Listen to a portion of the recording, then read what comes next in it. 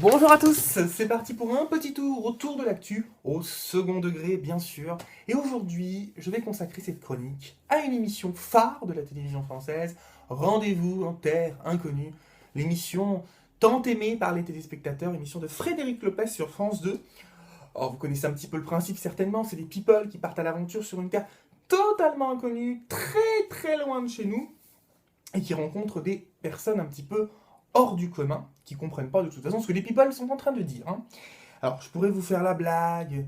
Ah, faudra envoyer les candidats de Secret Story dans une bibliothèque. Ah ah ah, MDR, PTDR. Mais je ne vous la ferai pas. Cette blague-là, non, non. Moi, je dis qu'il faudrait plutôt envoyer les candidats de Secret Story sur une autre planète. Eh oui, sur une planète à des années-lumière de nous. Mais bon, la planète, elle serait pas vraiment éclairée, à mon avis. Elle serait plutôt sombre. Pourquoi? Bah, parce que ce sont pas des lumières, les candidats de Secret Story. On va s'arrêter là. L'humour aussi pourri, je crois que on va s'arrêter là. Allez, ciao, à bientôt. Soyez heureux, aimez-vous les uns les autres.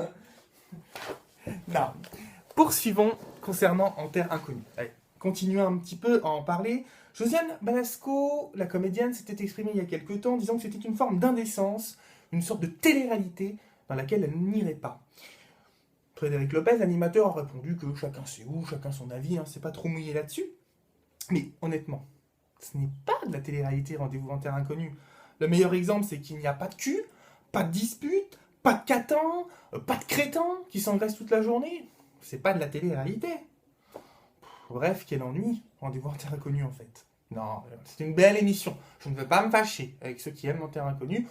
Moi, perso, je préfère Secret Story, je l'avoue, et oui, oui. C'est toujours plus intéressant et on s'amuse toujours plus en regardant des merdes. Hein. Dans les deux cas, c'est de la télé, ça c'est sûr, mais c'est certainement pas de la réalité. Hein. Allez, c'est parti pour se retrouver un autre jour. Oui, je me dis, il y a peut-être quelque chose après, mais finalement, il n'y a rien. Donc, je vous souhaite en tout cas de passer une agréable journée, une agréable soirée. Et bien sûr, je vous retrouve très très vite pour l'actu, au second degré toujours, car n'oubliez pas, ce n'est que de l'actu. Ciao.